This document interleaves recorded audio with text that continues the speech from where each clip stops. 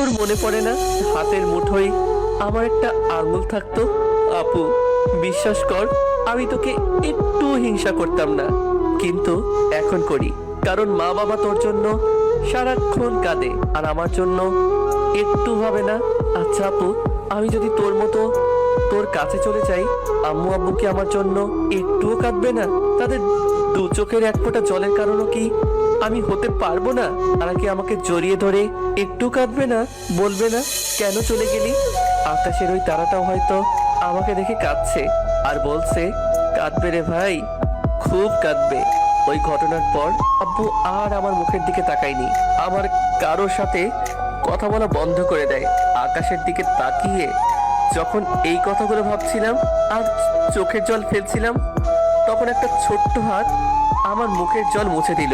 আমার আরেক পিচ্চি বোন নাদিয়া, পিচ্চিটা দেখতে একদম আমার নুসাইবার মতো। কিরে, তুই এত রাতে এখানে? আম্মু দেখেনি? আরে আম্মু ঘুমাচ্ছে। তুই ঘুমাসনি কেন? তোর কান্নার আওয়াজ শুনে ঘুম আসছিল না। ভাইয়া তুই প্লিজ আর কাঁদিস না, আমার কষ্ট লাগে।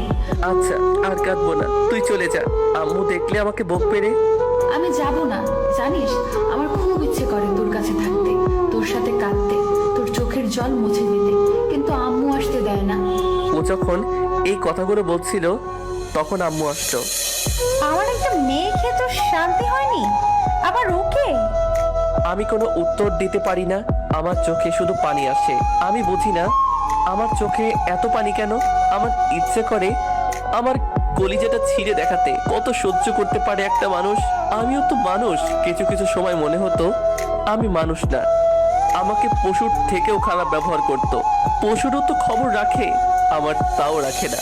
সেদিন রাত 1টায় ঘুমাই, কিন্তু ঘুম ভাঙে সন্ধ্যা 8টায়। আসলে ওটা ঘুম ছিল না, আমি অজ্ঞান হয়ে গেছিলাম।